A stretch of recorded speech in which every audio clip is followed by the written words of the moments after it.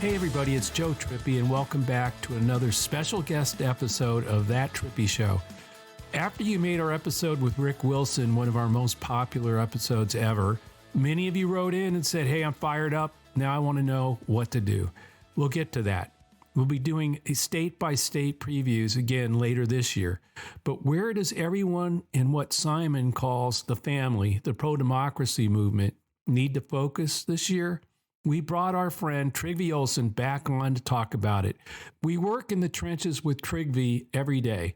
Everything we do at the Lincoln Project has a purpose, whether it's audience of one, Trump trolling, or moving key voters in key states. I can't think of a better person to have on to talk about where we stand. Trygve, welcome back. Thanks, Joe. It's great to be on. Hey, Alex, so where should we get started, buddy? Last week we started off by talking with Rick about where we think this thing's going, what we think the narrative arc of the election is. And Trygve, you're part of those conversations with us. And we really wanted your take to start off to how you see things like Dobbs, how you see things, with all the research you're doing. We'll get into that. But where do you see things from a macro level? So, it's one of those things where the more things change, the more they stay the same, I think, for right now. The key states, which you guys talk about all the time, are Michigan, Pennsylvania, Wisconsin, and Arizona. And some days, I think all of us wake up thinking, oh, well, Pennsylvania's looking good, but Arizona's a problem. 2 weeks later, we wake up and we think, wow, Wisconsin's looking good, but Pennsylvania's a train wreck. So I just think, there's a stability in the race where the ebbs and flows are around the margins. Which is why it's so essential that there's sustained communications to the voters who are going to decide this. And the voters who are going to decide this tend to be slightly right of center. And they're just sitting there in those states, kind of moving around, trying to figure out which way and where they want to go. The other piece of that, though, is there's a real challenge for both sides, I think for Trump and for Biden, with elements of their base. And getting elements of their base mobilized. I think those challenges are different, and we can talk about that, but there is that dynamic. Well, let's start there. So, Trygve, why don't you start there with the base? Go through both of them, both sides. Yeah, so, Nikki Haley has been out of the race for what now, Joe? 6 weeks, 7 weeks? I don't know what it is. And in Indiana, she's pulling 25% of the vote, right? Like, if you're the high command of the Trump campaign, you have to be really uncomfortable with that. And I know from our research, we're in the field right now with the Lincoln Democracy Institute. And I know from that research, even though it's not done, that when you start looking at people who are voting for Haley in the primaries, their central drivers are they think Donald Trump is nuts. He has a real problem, that they think he's crazy. They think he isn't mentally up to the job. But even more importantly, those are conservative Republicans, people in my former party, who democracy is the big issue. And January 6th was a bridge too far. And I think one of the things that maybe the Biden campaign and even at Lincoln Project, we try and do it more, Democrats in general, they need to be talking about January 6th to those voters every single day. And the Biden campaign needs to be getting people like Adam Kinzinger and Liz Cheney out speaking even more than they are to those voters about why that's a disqualifier. Biden's problem, obviously, with the base is younger progressives, men in particular, under the ages of like 35, 18 to 35, women to a lesser degree, but some women, and in the existential states, it's more gender neutral. And you and I, Joe, have had this conversation a bunch of times, right? Like they're demanding a purity when what they will get if they get Donald Trump is the antithesis for the next 30 years of everything that they profess to be against on steroids. And that is a real problem. Yeah, but, even those things are starting to unfold a little bit. You have Jeff Duncan in Georgia coming out, Republican who came out for Biden just this week, who I think is, can appeal to those Haley voters, and create even more havoc for Trump and the MAGA party with those voters. It's people like him. I mean, I know it's Kinzinger, Cheney, but I think Duncan is a little different in that. I don't know. I just think he may be a powerful person out there, powerful voice that even is going to make a difference, even in a place like Georgia, which I'm not sure the Trump campaign has focused on much because I think they think it's gone, but that Biden can't win it. I'm not sure that's going to happen. But the other thing, though, when you look at the voters that you talk about with on the Democratic side, that base. I mean, you take a look at at the polls out there, and we talked about this a lot. Where, look at the new Q poll in Wisconsin, because you're there. You feel this every day. You see all these polls where they're in a dead heat, or Trump's ahead by this much, or Biden's ahead by that much. You look at this Wisconsin poll. Biden up 6 points, 50-44 over Trump. Yeah. All of those numbers, all those head-to-heads, all those ties, or a little bit of lead here, a little bit of lead there, are with the problems that already exist within the Democratic Party base. I mean, I'm talking, blacks, Latinos, younger people, and pretty significant weakness there. And what that tells me is, again, one, the Biden campaign, if it's got a 6-point lead over Trump, or it's a dead heat over Trump in Wisconsin, it doesn't need to get 20 more points. It doesn't need to go from 70 with blacks to 95. It will, in my view, over time, because they'll be making the case to folks that they need to go after. I'd rather be in the position of Joe Biden trying to win back the elements in his base, that have gotten soft, than to be Trump trying to win back the Nikki Haley, more moderate, the Duncan Republicans that are out there. I think that's totally true. I mean, think about the difference in approach, too. The Biden campaign and their surrogates are trying to reach out to the disaffected parts of their base. Donald Trump told Nikki Haley voters, "I don't want your support." Right? It's a real contrast. And while Chris LaCivita and the high command of the Trump campaign might be trying to call them back, the truth of the matter is, it's only a matter of time before Donald Trump says some things that infuriate those people. Oh, and the Stormy Daniels, calling her horse face, and that, being resurrected again now because of the trial. I mean, none of that helps you with the voters that the Nikki. I mean, I'm sure his MAGA base is like, yeah, but the part of his base that's like the part of the Republican, divide that's moving away, it's just compounding it. I don't, so it's a reminder that he's on trial and probably going to get convicted. Yeah. And so I just think that, you look at these where we're looking at the narrative arc.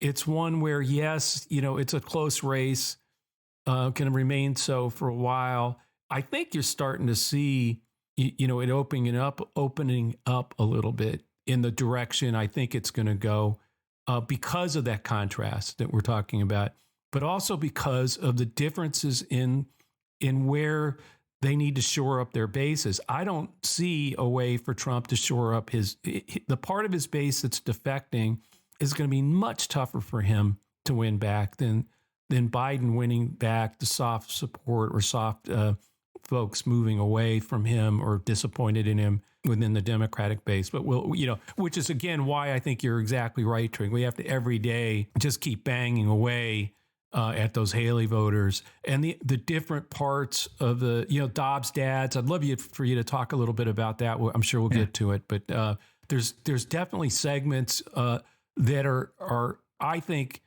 we can increase the divide between and grow the Republicans that are, really not there for Trump, particularly if the right case is made to them. A good way to put it, and Trygve, I want you to get into this. One of the core pieces of our argument and what we're doing every day, like Joe, you mentioned at the top, is we have the idea that the Bannon line is expanding. It clearly is. Sure.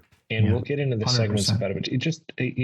It's starting to get reported on a little bit more, but this was a tweet from Chris Cillizza, which is notable because CNN has not been making a big deal of this, but he tweeted out basically we're underplaying the fact that 6 swing states have held GOP primaries since Nikki Haley dropped out. He continues to get considerable support in each one. Biden won't get all of them, but if he gets even 1 in 5, it matters bigly. And in those numbers, Haley took 13% in Georgia, 78,000 votes. Arizona, almost 18%, 111,000 votes. Florida, 13.9%. Ohio, 14.4%. Wisconsin, 12.8%. That's 77,000 votes in a state that is going to be decided by an eyelash. Pennsylvania, 17%, 158,000 votes. You are starting to see a trend here. So, Trygve, what I'd really like to hear from you is, we talk about the Bannon line expanding. Where are those kind of key vulnerabilities we can exploit, and how do you see that looking moving forward? So I think there's a couple of things. In each state of those 4 that I mentioned, you have U.S. Senate races, right? And if you noticed in the Quinnipiac numbers in Wisconsin, for example, Tammy Baldwin was beating Eric Hovde, who's running as an unapologetic version of Donald Trump, by 4 or 5 points more than Biden. I think it's 12 points. You have Slotkin in Michigan. You have Casey in Pennsylvania.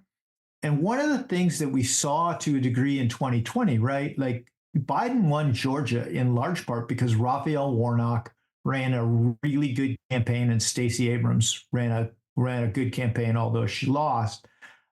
She made it close.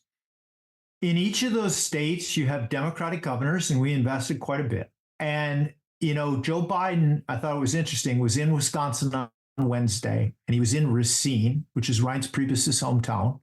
And he was there touting the fact that with the president of Microsoft, touting the fact that Microsoft is opening a huge AI center in Racine. And he was contrasting that to Scott Walker, and Donald Trump, who spent literally hundreds of millions of dollars of the state money for this thing called Foxconn that never happened. And the state lost a bunch of money on it. It was a great contrast. Photos. No, and I love the name, Foxconn. I mean, is anything more appropriate that never happened? Yeah, right. And here's the thing is that, he has the advantage, and you guys know this, like in these states, even if Tammy Baldwin is going to pull people who will end up voting for Joe Biden, and Slotkin, I think, will do that. Casey will do that. They are working, as are their governors, to appeal to these disaffected Bannon line voters.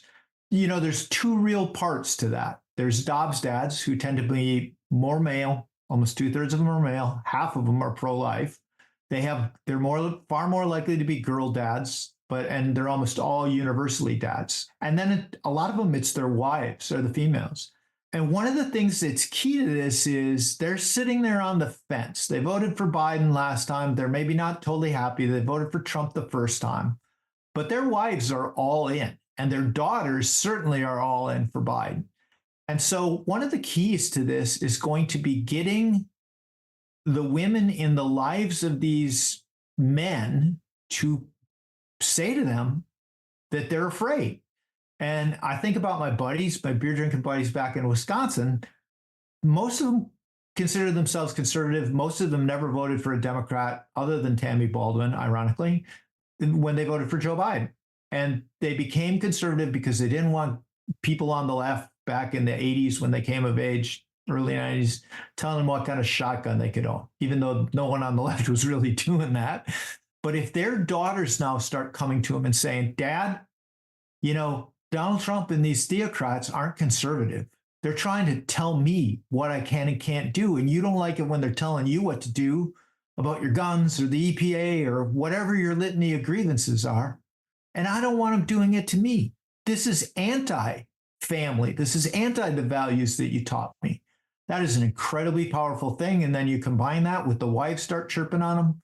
There's a real potential for women to stand up and solve what is primarily a guy problem that the U.S. has backing Trump.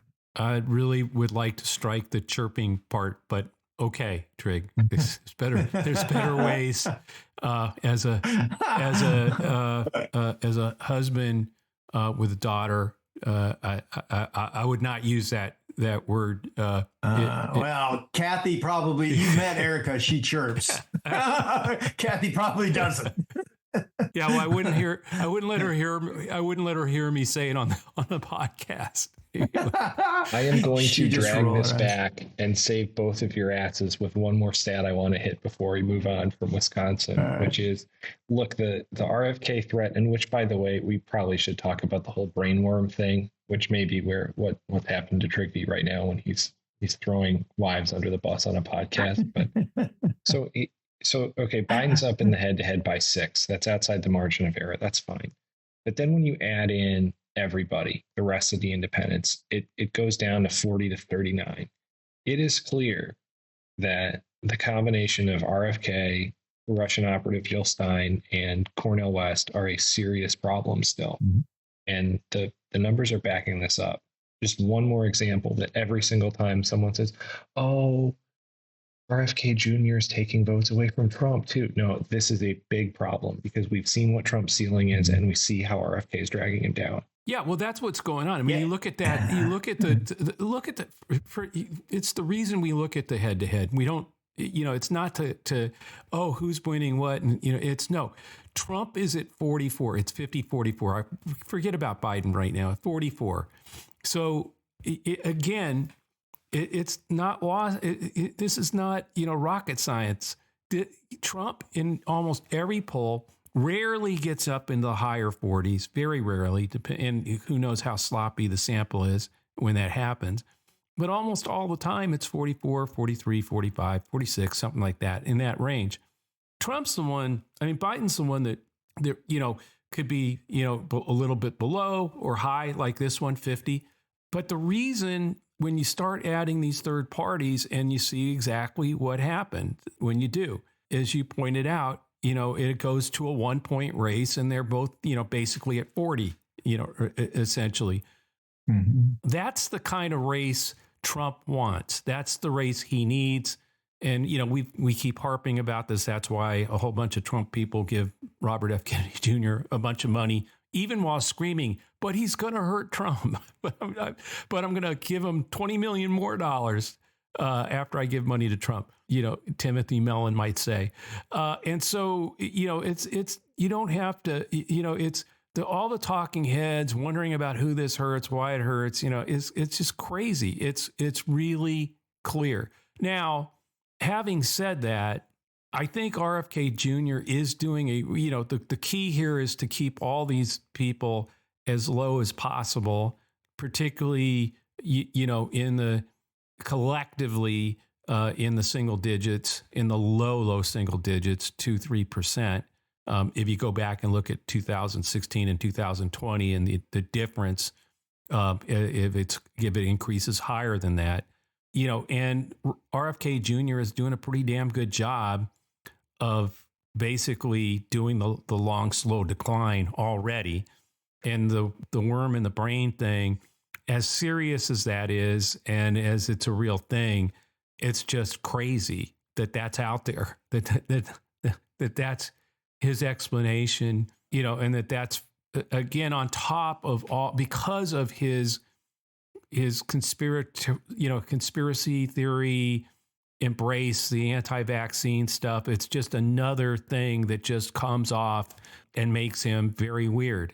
And the stories about the inside of his campaign and the literally, cult-like and crazy infights and weirdness that go on, where you can't even have a microwave in the headquarters because the people in the headquarters are worried about what that's going to do to their brain, what those waves are going to do to them, what the microwaves are going to do to them. It's that kind of bizarre stuff added with things like this, which is real, the worm in the brain story, that I think are combining to hopefully help us with our mission to make sure Jill Stein and Cornel West have as little impact as possible. But in the end, in Wisconsin, yes, we're going to have to be out there making clear that a vote for any of them is a vote for Donald Trump.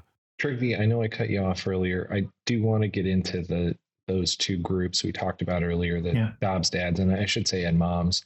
and the Red Dawns. How does that look in a place like Wisconsin, and how can we kind of leverage that, especially with the threat of your RFKs and your third party candidates? I think with Dobbs dads and Red Dawns, right? It's less of RFK, Cornel West, Jill Stein.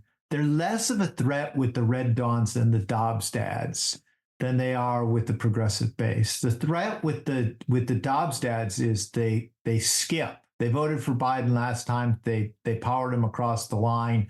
They gave Evers a big margin of victory. They got Katie Hobbs through against Carrie Lake. The worry is that they stay home, because if they voted for Biden last time, which most of them did, about 85% of them, and they don't vote this time, that's a vote away from Biden. So we really have to figure out how to return them home. And to your point, Alex, there's more of them today than there were in 2020, right? And through a lot of effort at LP, particularly through the Lincoln Democracy Institute, our understanding of them and our ability to identify them, the households where they reside, has increased, by magnitudes. So our ability to target them and the kind of messaging, and with some of the additional stuff that we're going to be doing. The other group that's interesting is what we call Red Dawn conservatives. When Donald Trump won, and they tend to be more Gen X late boomers, some of them might actually vote for Kennedy, although most of them came of age during Reagan. As they've aged, they've become a little bit more conspiratorial on things like vaccinations and whatnot. In some ways, though, because Trump did far better with those, we need to keep him under 50% with them. Kennedy might provide an opportunity there, but with, younger, progressive, undecideds, as you guys point out, with elements of the Democratic base, I don't understand why Democrats are so much less enthused about Joe Biden than Republicans are. The base is of the Republican Party with Donald Trump. It confounds me, but it's true. Well, I mean, look, come on. The base, the MAGA base is a cult that is following Dear Leader, and they're very excited about it. No matter what he does, he can't shoot somebody on Fifth Avenue, and they'll believe he had a good reason. Must have had a good reason. I mean, that's not on the other hand, Democrats, look, the way we're in the luxury phase of the campaign right now, there is no cost to protest, to saying that you're going to vote for RFK Jr. Because of Gaza or whatever, or that you're not going to be with Biden right now, or that you're disappointed in him. There's no cost to it. There will be in November, and that's why these polls are totally, trying to look at a poll 5 months out is for those kinds of things. But I mean, I think the real, going back to the Wisconsin poll, I mean, again, forget the head-to-head. Remember, Trump's number was, 44, 45-ish, I think 44, and Biden's was 50. So you look at, okay, where is the state, who do they trust to better handle, a bunch of issues? Abortion, 54% pick Biden, 36 say Trump. So one's higher than that 50 number, and Trump's 8 points below that 44 number he has. He's 36. Preserving democracy, Biden's at 51, again higher than the 50. Trump 42, still below that 44. I mean, this keeps happening, even on the international stuff that we're talking about. Yes, Trump gets to 48 there. Biden is still at 47. I mean, so it's a dead heat on those kinds of things. I'm just saying, even Gaza, the war in Gaza, 45 say Trump. It's that same, he's still stuck there. There are a couple, yes, the immigration and others where he gets higher numbers over Biden, but I'm not sure in the end. Again, we talked about this, last cycle. The cross pressure, the woman who is worried about the economy, but also is, 54, much higher than 54%,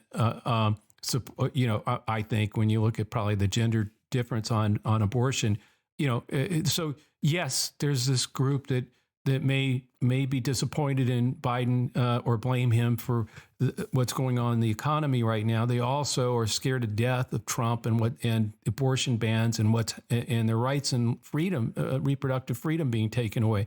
They're going to make a decision right now. I think the trial doesn't help Trump overcome his problem. What's interesting, with Gaza and and Israel and Hamas is, look, none of us know whether 2 months, 3 months from now, there will be a permanent ceasefire or no, and if there is, though, again, I keep saying this, but there's no way that ceasefire doesn't happen without Joe Biden and the U.S. State Department having a pretty impactful, leading that thing to happen, as was when Iran attacked Israel, and that coalition that was surprising in terms of how broad it was, with Saudi Arabia, Jordan, along with the Brits and the French and the U.S. Siding with Israel and helping knock down those missiles. It's that kind of thing that could happen easily. I mean, it won't be easy. It's going to be hard work. That's what the Biden administration's doing. That's the kind of wire they're walking. But they can still produce a really impactful outcome there that could change the entire dynamic on where people are on that in terms of even the people that are disappointed on both sides right now with the way Biden is walking that wire, which I don't believe he's doing for politics. He's doing it because it's the right geopolitical place to be for the best interest of the nation and in the best interest of ending that conflict and finding a way to a two-state solution. Well, and you talk about the politics here. I mean, look at the other side. And this is one of those things where I just don't get. Sometimes MAGA just can't help themselves, right? I mean, they're talking now about drawing up articles of impeachment again. Yeah, exactly. I think this time for Biden threatening to pull the offensive weapons if Israel does go through with that invasion. So, I mean, it's like every time they're handed some kind of political gift or some kind of opportunity where some smart politicking might gain them some points, they do something like this and just throw back once again that it's just about the political points. Yeah, and the other thing about it is, and I was talking to some friends of mine who are Dobbs dads back in Wisconsin fairly recent, and they at that point they're a little bit on the fence what they should do, and I reminded them that one of the things that they should feel good about as it relates to Biden is he has real people like Tony Blinken and real at a time of crisis. And they were pretty worried about what's going on in the Middle East, what's going on in Ukraine. And of course, because I've worked around the world, they want my opinion. It's night and day. I mean, and it's not like Tony Blinken isn't somebody is a partisan hack like what Donald Trump was putting in positions like that.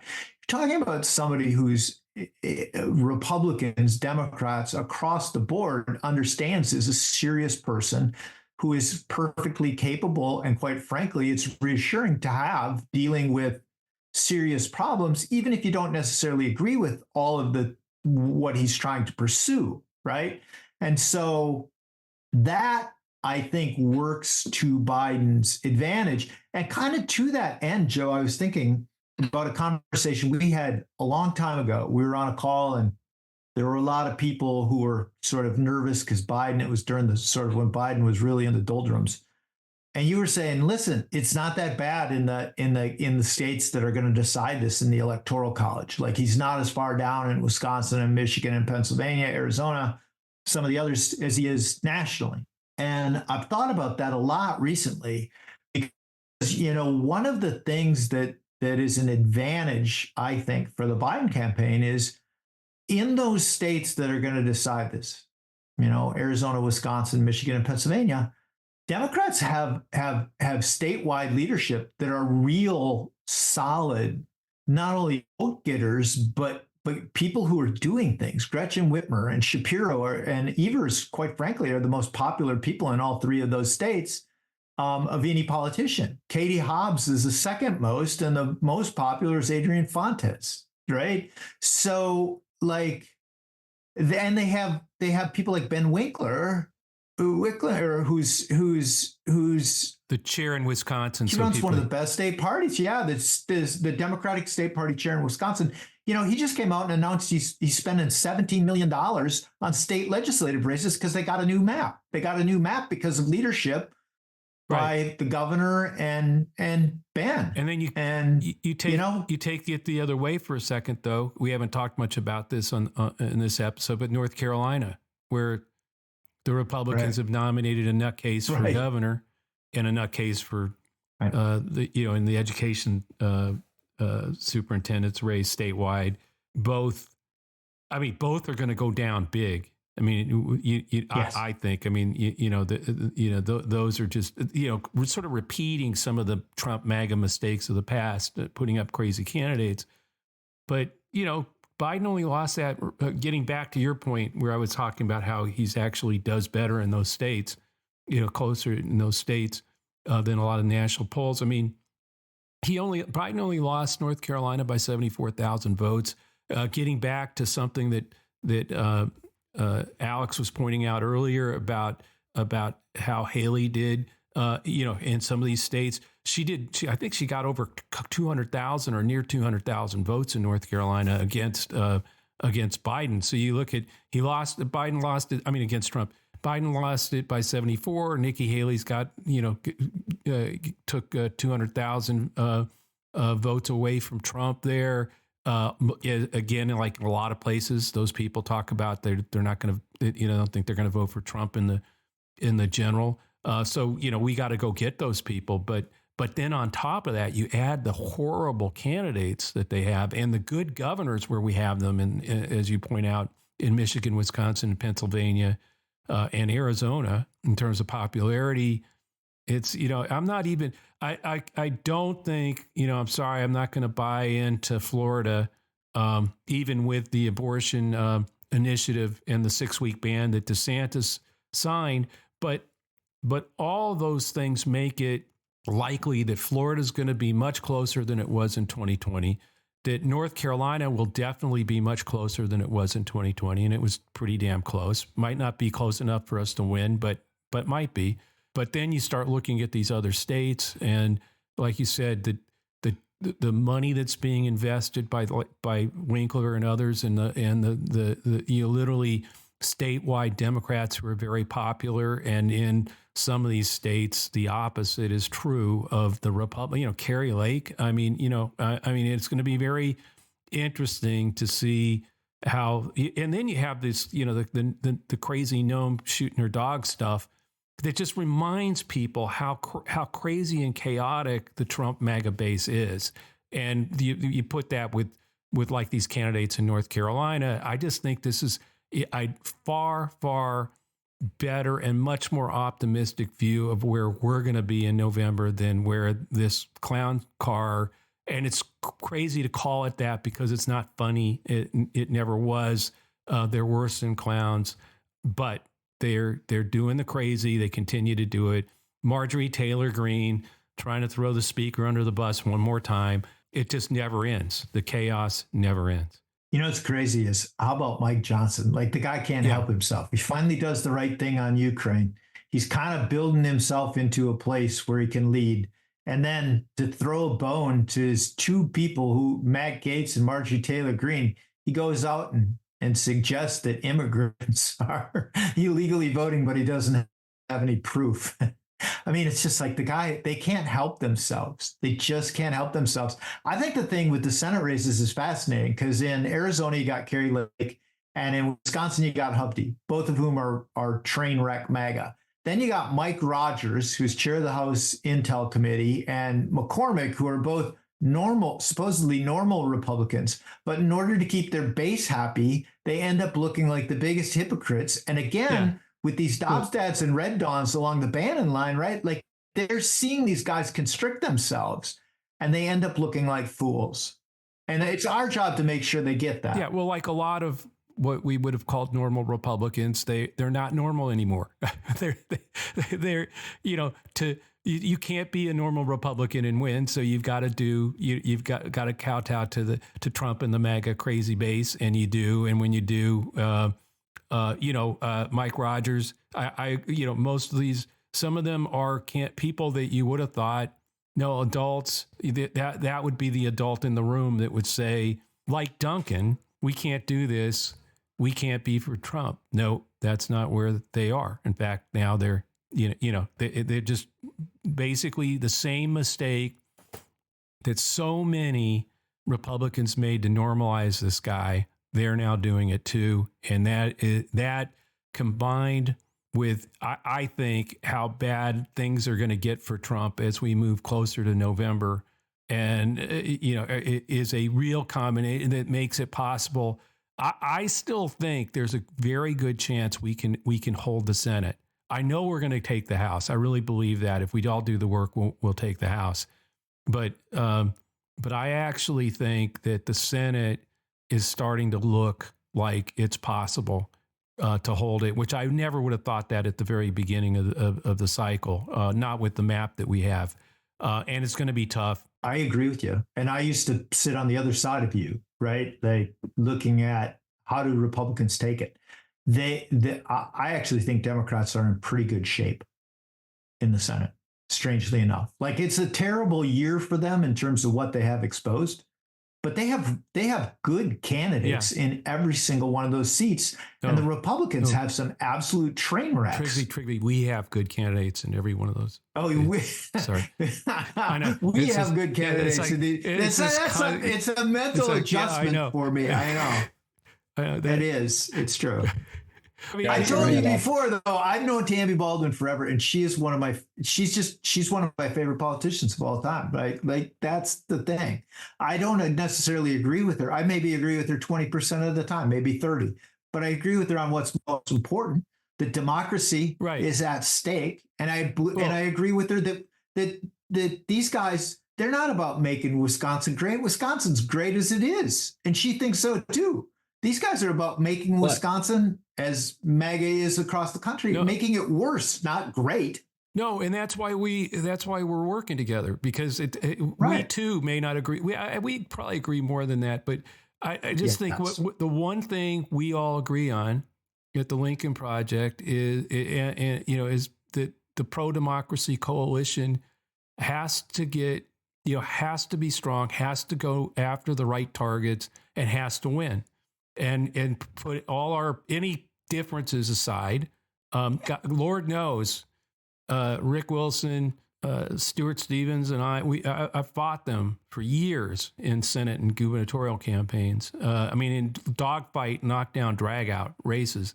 But no, we all agree that not this time. Party, put it aside. It's country over party. It's put your differences. That's what's so tough about this, the politics of right now, where there's still people out there, who want purity on this issue, purity on that issue. Wrong. There's only one thing. It's democracy. And I think we keep pounding away on that. And I still think I'll put that aside, put the democracy stuff aside for a second. That alone should really motivate enough people to come out. But I think you're right about where this is headed in terms of the Senate. John Tester is not somebody you're going to be able to somehow turn into try to turn Joe Manchin into it's just not into some Washington Paul. It's not going to fly in Montana, I don't think. I agree 100%. Guys, on that optimistic note, we're just about out of time today. Trygve, before we let you go, I know you've been doing quite a bit of work in Wisconsin. Anything you want to plug? Well, for those who are in Wisconsin or not, there's a great radio network which has been built, pro-democracy radio, by a guy named Sage Weil, called Civic Media. You can go to the Civic Media app. I'm on a show every Wednesday. Sometimes I guest host, and when I guest host, I have Joe on, and their numbers go through the roof, by the way. But yeah, Civic Media app, every Wednesday, the Todd Albaugh Show. Check it out, because they talk about both national and local issues. So cool. Thanks, Trygve, for coming on, and thanks everyone for listening to That Trippi Show. This podcast will always be free with support from our advertisers and is part of Resolute Square. So check out the latest at resolutesquare.com/Trippi. Also check out the Enemies List podcast that Rick Wilson puts out as part of Resolute Square. Please subscribe to That Trippi Show. Leave a review on Apple or wherever you listen. Also, if you're listening to this episode on YouTube, please like and subscribe to get alerts when we post the next episode. You can always send us a question to thattrippishow@gmail.com or leave us a question and a review on iTunes. And Alex, once again, will promise that we will get to them next week. See you next week, and thanks for listening. Resolute Square.